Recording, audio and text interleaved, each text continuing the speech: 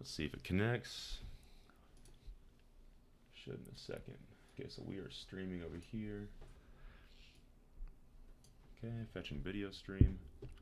Dun, dun, dun, You got that Hootsuite action, baby. Yeah, That's Hootsuite. Mm-hmm. It's got about a 5-second delay. For that scheduled post. Yeah. Okay, we look good, man. Audio. Something about this water. All right, ready? Go for it. Go live.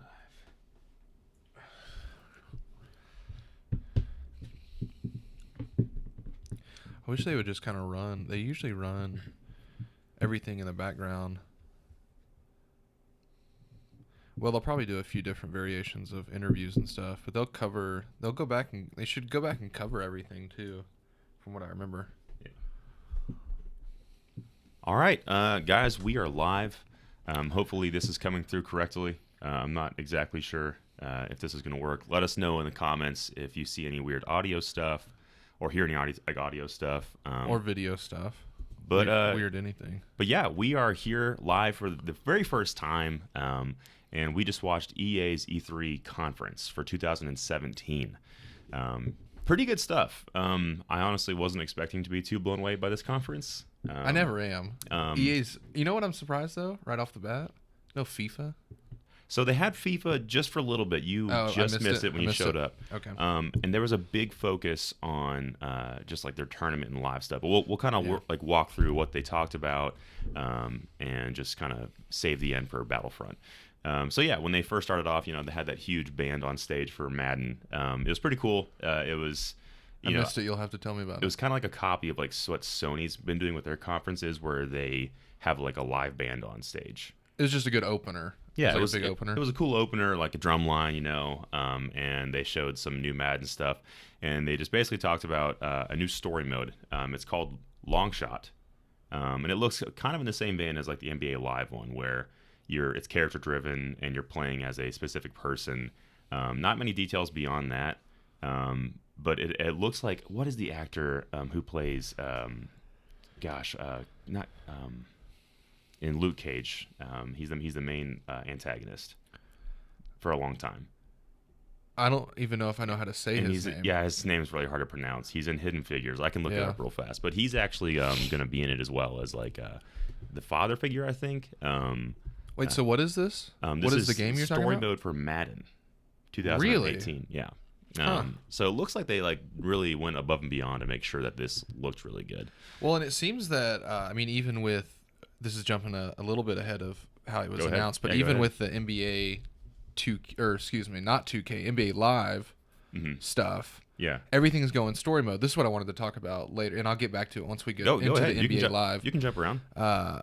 Just reactions. But NBA 2K went down that route of doing a story mode. But what I worry about is I wonder if with the one, which is NBA Live's story mode, or new story mode, the one, or right. I'm not really sure exactly what that'll be. I can't, because it said the one on the back of his jersey.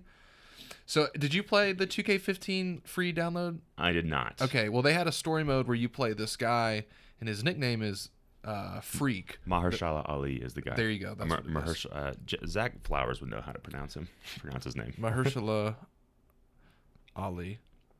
I said it a long time ago for the Mahershala sounds right. Oscars podcast. Anyway, continue. Moonlight too. Yeah, Moonlight. Yeah, fantastic movie. Anyway, so story modes, that seems to be that's a way to extend these sports games now, because they're getting so repetitive, and we've always kind of had, like, I think, create your own team, or at least in some of the iterations you had to create your own team, and then I think go through playoffs or tournaments or Super Bowl, like work your way up that way. But now you're doing this individual style. You're playing as one person. Exactly. And it's got a more focused story, so you actually care about them. And I wonder if they've just kind of waited to integrate that, going like, this will be the last thing that we can kind of like bring up to continue expanding, like continue to make Madden games and NBA games. What else can they do really other than further graphics? Yeah, there's really not much. And they talked else about that with the Scorpio. Yeah. So really what was cool about this whole conference, I think, too, was super heavy on like YouTube personalities. Yeah.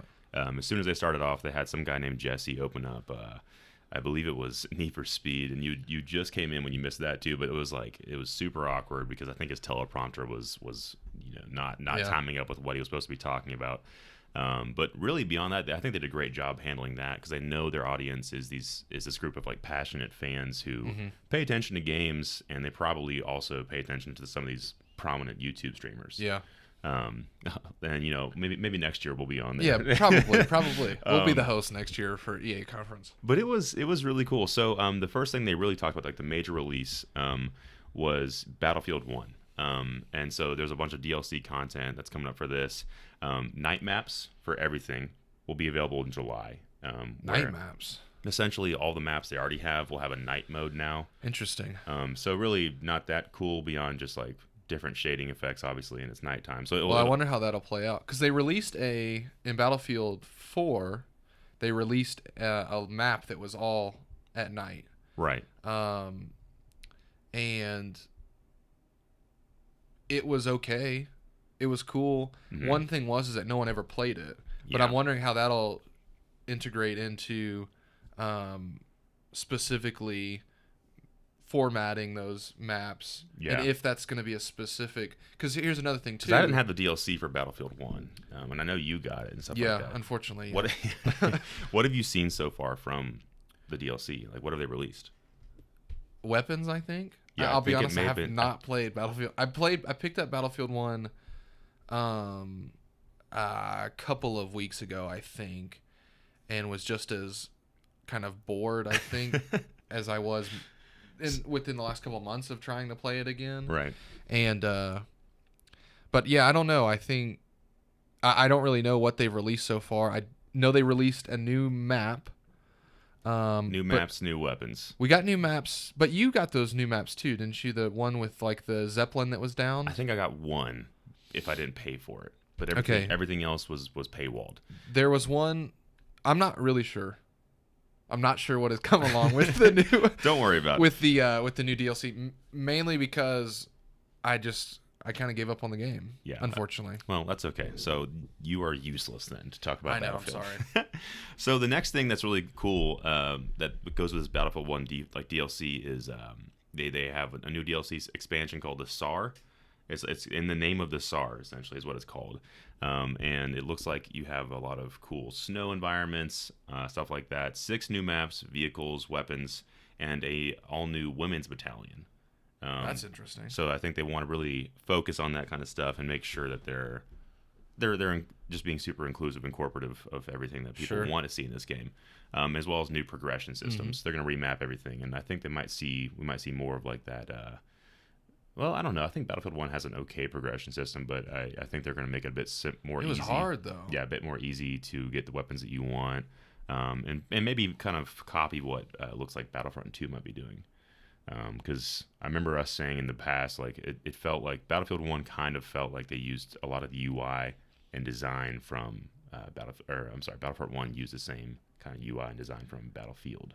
Oh, when we get into Battlefront 2, I've got some things about the 3 times more content or whatever? 3 times more content, yeah. Let's stay on Battlefield 1. Night map sounds really cool, though. Yeah, I think if that's a part of change. So is that going to be July. Integrated for everybody or just the people that download? Everybody. Okay. And then that's in July, and then September is when the In the Name of the SAR expansion comes out.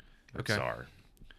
So I'm excited for that. We'll see more of it. I'll hop back in and probably check it out, but I can't say that I'll really stick with BF1 also because I think it's kind of one of those things I've fallen off with. Based on this, it does seem like, and I'm not surprised, it does seem like they're going to continue to push they're probably hearing that people, I got to imagine that there's been a big drop off in terms of players. So they're going to keep it alive. They're going to keep trying to add things until Battlefield 2 or whatever the heck they want to release next. So okay, next one was big FIFA announcement, but it was actually pretty short. They didn't spend a lot of time on FIFA.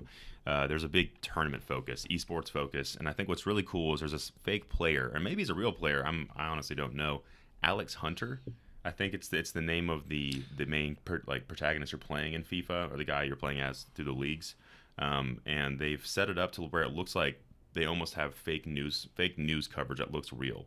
Like they have real people discussing your character's stats and like where he's gonna go, like if he's gonna take a different team, stuff like that. So Alex Hunter is not a I real. don't think he's a real player. He's not a real player. He was introduced in the last game as this again. Back to EA. EA is now integrating these one-time character story modes into their thing. Now, here's what frustrates me: is that the idea is great, but with the 2K15 or sorry, or yeah, NBA 2K Live 18. yeah, sorry, 2K15. I keep getting the NBAs mixed up, but in that one, when you were playing with your character, it was weird because you could change your character. You could change the Right. character. You could change skin color, hair, and stuff like that. But it was done by one actor, and it was just really weird that they tried to like toe this line between. I mean, to be completely honest, like a black guy and a white guy, because you could have a white character, but then he was a little bit more black or something because it was a black actor playing him.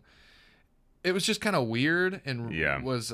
it was weird to even try to have a customizable character. So with this, when we saw the Kind of like like one person's not going to be able to fill every single customization Right. you want if they only have one motion capture. So I guy. think what that was an attempt to have customability, but keep it simple in terms of not having to, or I guess, create this story around your character without having probably to have multiple voice actors, multiple Right. scenarios. You just build one story, but then you kind of customize the character. But all that to say was it still was really frustrating because it didn't feel like the customability of it mattered at all. Customization. But with this, so with the NBA, the one, Mhm. and what sounds like with the same thing with Madden, and then also with FIFA, is they've now created one character that you play. So you play, what was his name? Hunter? Yeah, Alex Hunter. So Hunter in the last game, you start this story mode, but you can't customize the character at all. You just play as this You play person. as him And he's an actor that's been digitally rendered into and actually the mapped game. properly Yes, and to his character. Yeah. and so there's no customability at all, except for maybe his hair or something. I'm not sure, Mhm. but I don't even think that. But they create a rich story. I heard it was really good. I never Yeah. played it. Well, But and they have that's what that's a continuation of, and then it sounds like that's what they're building into the other games, even NBA the one, where it looks like you're playing that one character that they showed us, that one person. So it doesn't look like there's gonna be a lot of customization like you're wanting. Like Right. Cristiano Ronaldo is still doing all the mocap for FIFA 18. Oh, really? So it's really cool. Like they That's actually got a interesting. legitimate, professional, like incredible soccer player or football player to He does do all. this. He does all the. mocap for it. Huh. Yeah, but I think and apparently like they try to get different players' play styles like mimicked Right. in this game. So we'll see what that looks like. I'm not a big FIFA guy, Eric. I know you are. More so, yeah. But I think we'll hear some good news coming out of this, and I'm not sure when on a release date of FIFA 18. I'm sure it's I know it's this year. It'll release more than likely September, something like that. Yeah, I think it's this year. September. Okay, so next one that I'm probably August. least excited about, but still interested in, is Need for Speed Payback, which is like the initial thing started off with like this super awkward teleprompter mess up, like I was talking about. But then, like, the game's designer came in and like saved it and basically just was talking about what they could do. What I got from this is like what you said. It looks like a Fast and Furious kind of influence where like there's like crazy stunts happening. You can play as different characters. You can play as Jesse and I think the other guy that they were driving as. And I mean, from what I've seen, like the graphics look really great. I think. As they have in probably the last couple. Action scenes look really cool. Yeah, and I think, these games have always looked really great because they are like car games, a bit easier to simulate. I shouldn't say that. It's probably still very difficult to simulate these games, but in general, in history, they've always looked really great. Well, to make the driving feel realistic, and then, of course, it still feel easy enough to pick up and play. Oh, yeah. Because, you get into like the Forza, which makes it really realistic, and then unless you're good at it, Yeah, it's like a kind true of driving sim. Yeah, true frustrating driving game sim. to play. So yeah, like you're playing a story mode, and it kind of looks like GTA in that aspect too. You have like the driving HUD below you, Yep. kind of showing you what to do, and like action items like take out the police cars in front of you. So that looks pretty neat. Cool to see them still developing these titles.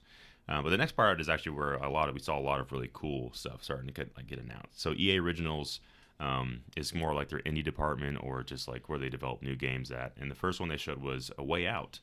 Release date for early 2018. I'm not sure what that means. We don't know exactly if that means like.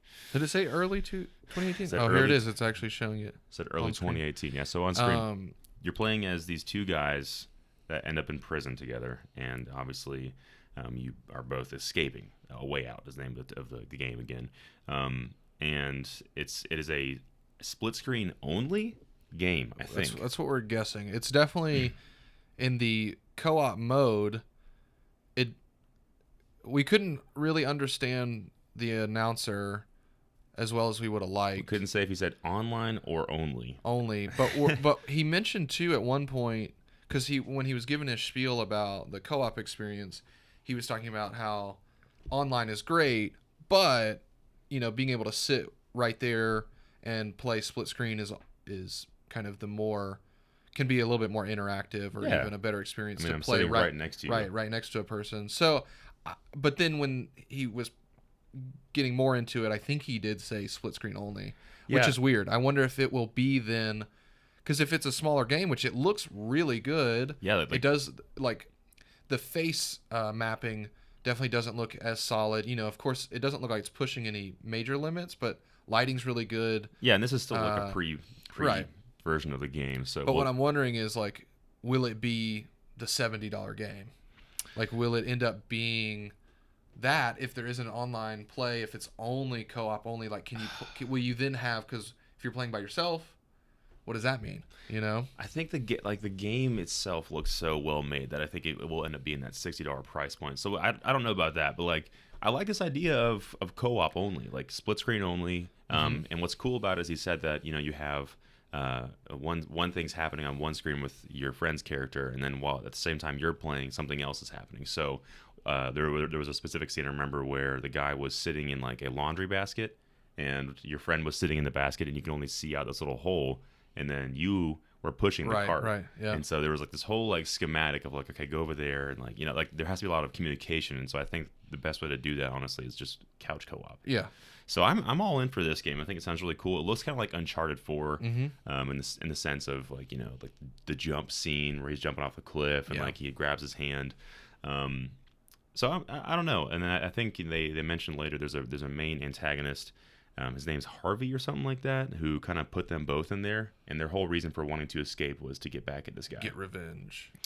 And it looks like once you do escape prison, there is more outside, like you're avoiding the law and doing a bunch of other stuff like that. So I'm pretty into this game. I'm excited to see more about it. I do, I hope it does come out in early 2018, but I have a feeling that it might get pushed back just a little bit.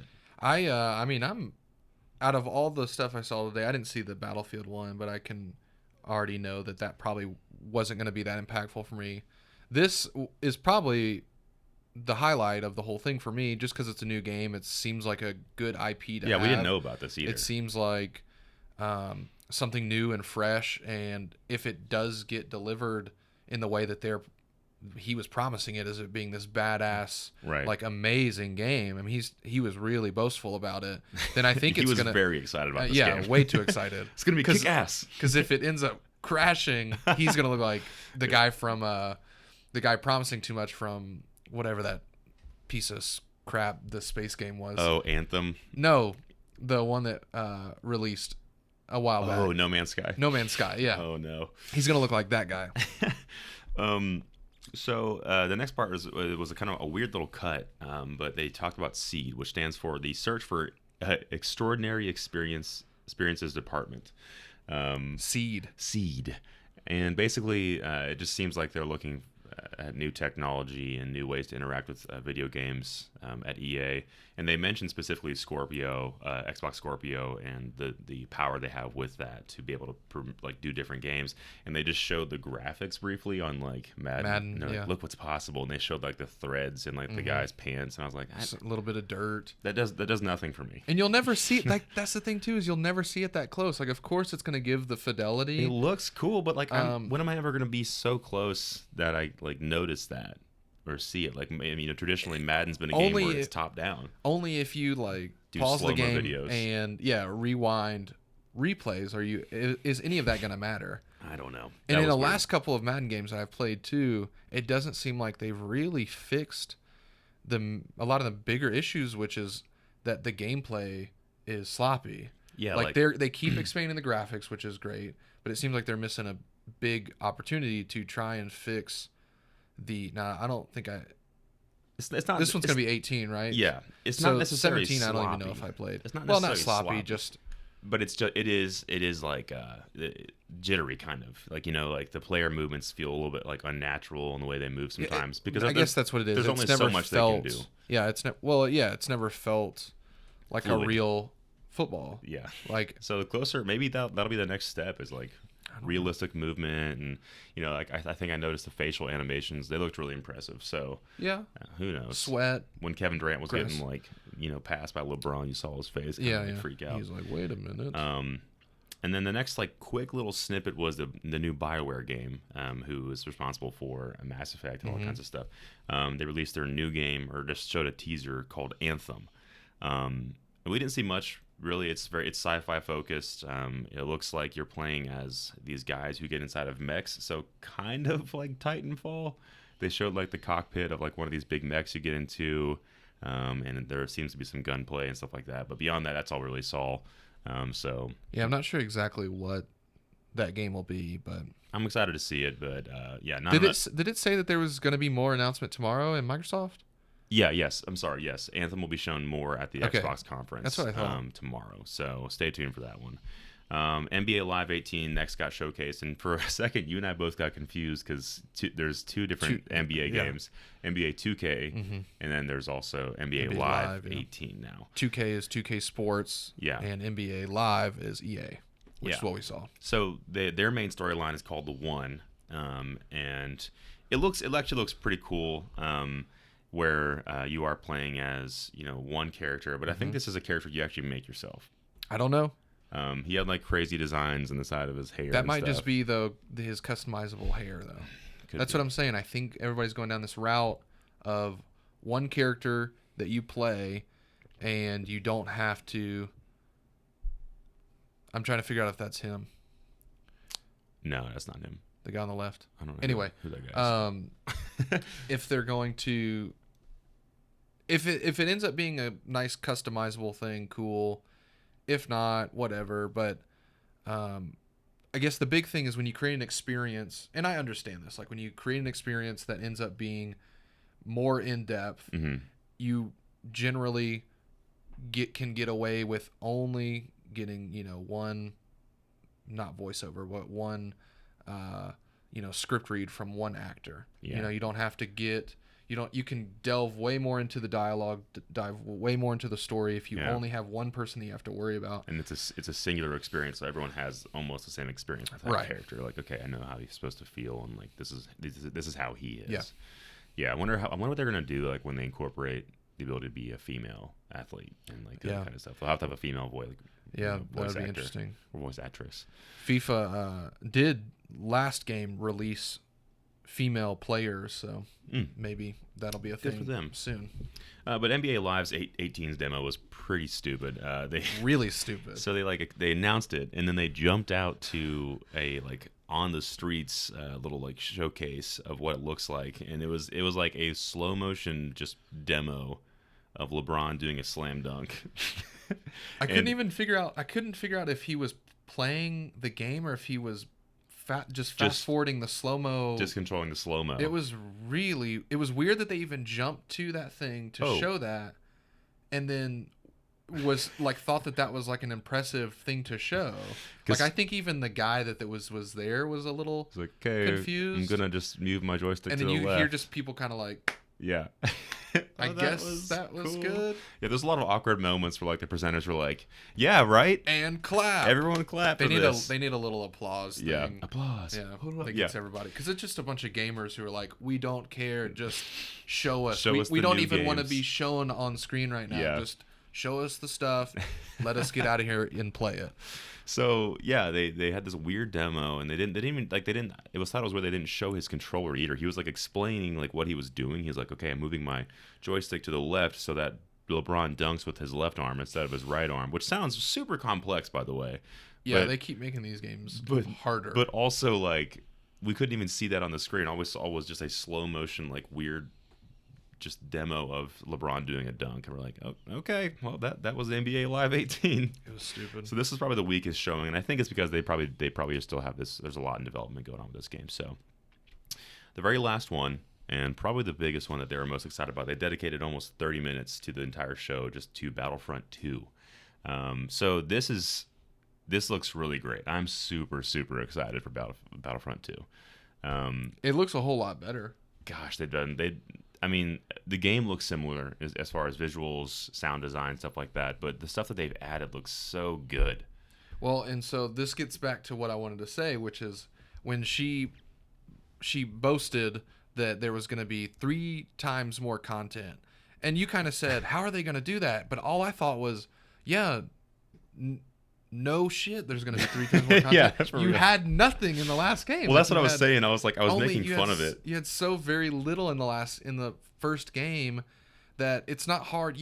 That's like delivering a iPhone that's missing all these components, and then it's 3 times better than the last one. And then when they release the next one, they're like, yeah, it's 3 times better, and you're going, well, it should have been that from first the game. get-go. Like it shouldn't. This shouldn't be.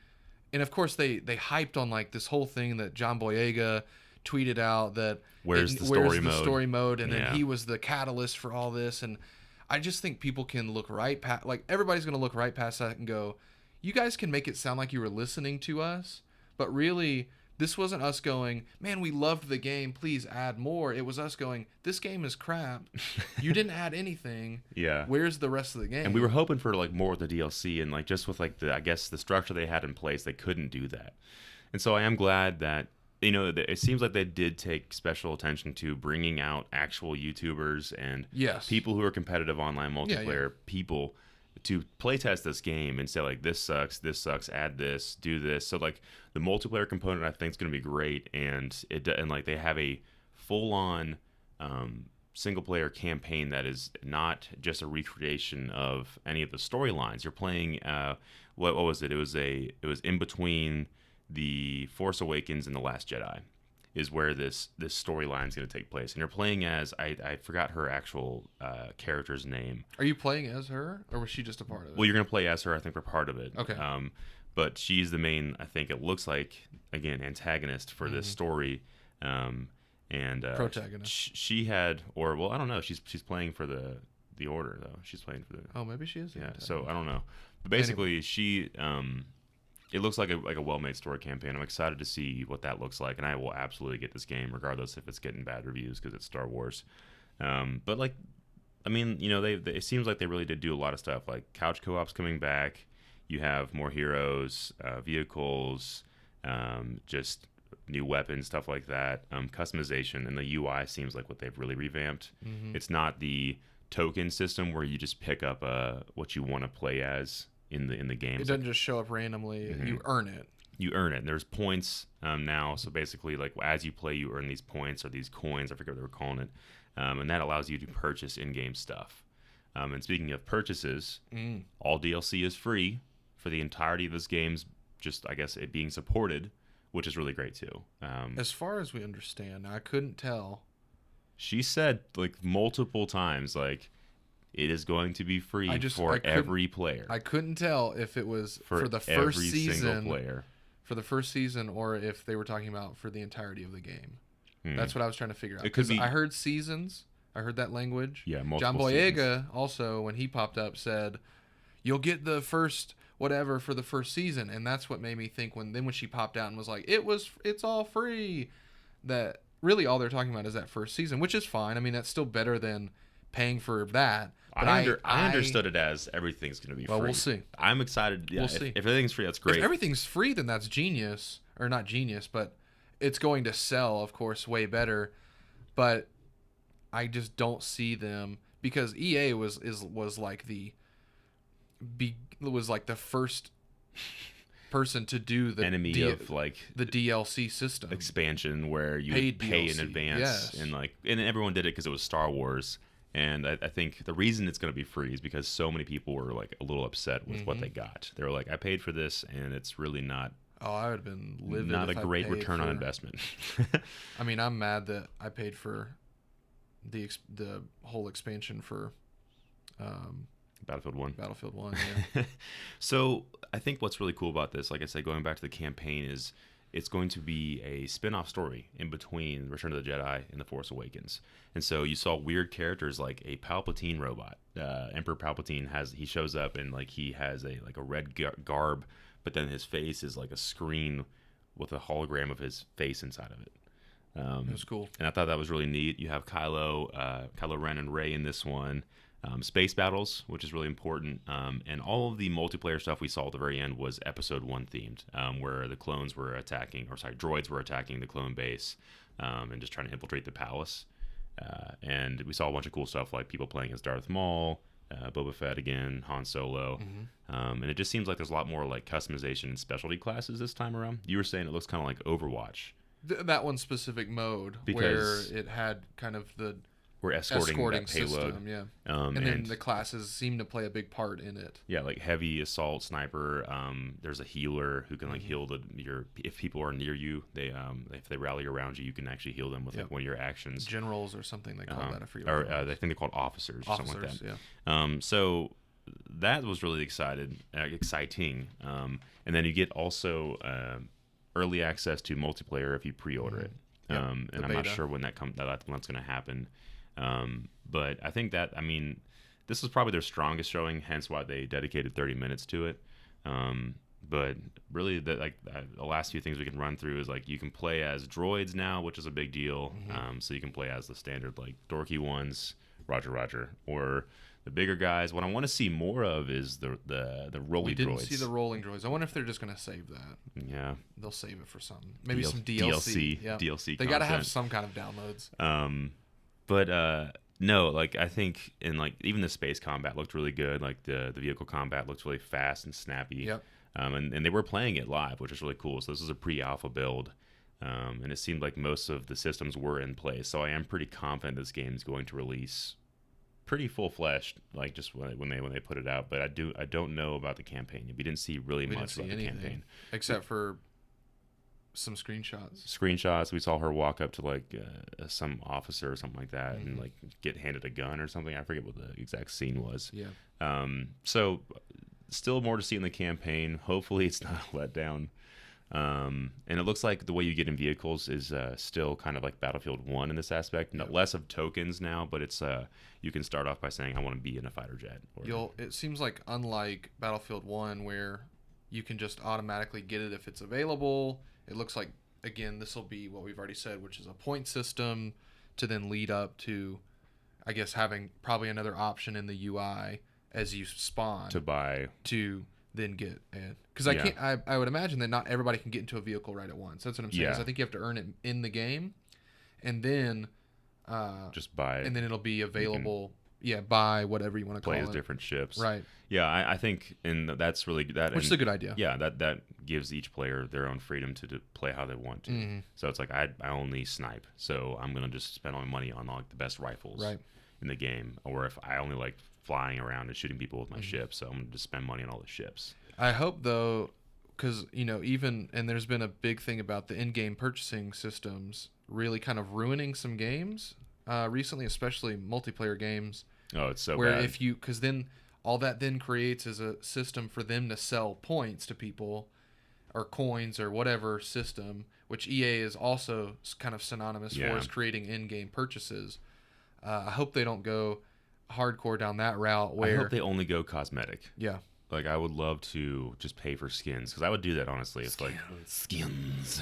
If there's a way to play as a famous Star Wars character or get a really badass ship, I would absolutely pay for that. Just because I'm like, you know what? I've done it in Rocket League even where I'm like, I want the Back to the Future, the DeLorean. So I bought that. It's like $2. Yeah. So all in all, great start to E3.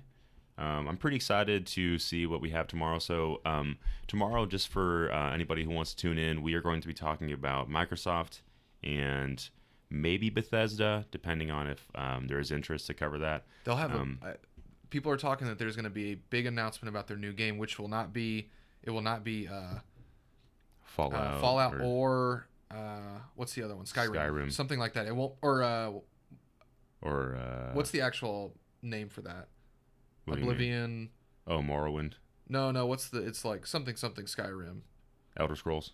It's not any Elder Scrolls material, and it's not any. So it's a totally new IP. It's going to be a new IP. Okay. And that's the excitement around their conference or their announcement or whatever. Okay, so maybe along with probably updates on that stuff, but that will be they're going to release a new game or talk about it because they have a new Skyrim for Switch that they're trying to push out. Right. I'm sure all that stuff will come up, but. Yeah. So we might actually just live stream after whatever we can. I can tell you the one that we are going to skip is probably the PC show because none of us are PC gamers, and also I didn't even know they did a PC one. Also, it is at 12 midnight is when we'll be able to see it. Definitely because not it's worth Pacific time. So that seems like a new thing they're building in, and so they got a crappy U.S. time. That kind of sucks. So we're definitely skipping that one. But yeah, just continue to come back. If you want to just get notified when we're going live, just go ahead and follow us on Facebook, and you'll get a notification saying, "Hey, BitBloggist is going live now." And if you have any questions, or if you want to interact with us on the live streams, you can just go on Facebook and comment there. And if you missed this, you can watch it as well, or just check it out on YouTube. So, Eric, thank you so much for joining us. Absolutely, I'm finally getting to see the FIFA now. Yeah, returning back to it. And on that note, thanks for tuning in to talk about some stuff, and we'll be back later with some more live content. See you guys. Bye. I have to awkwardly pause out over here. I'll stand here and look at the screen. I'll sit here and look at the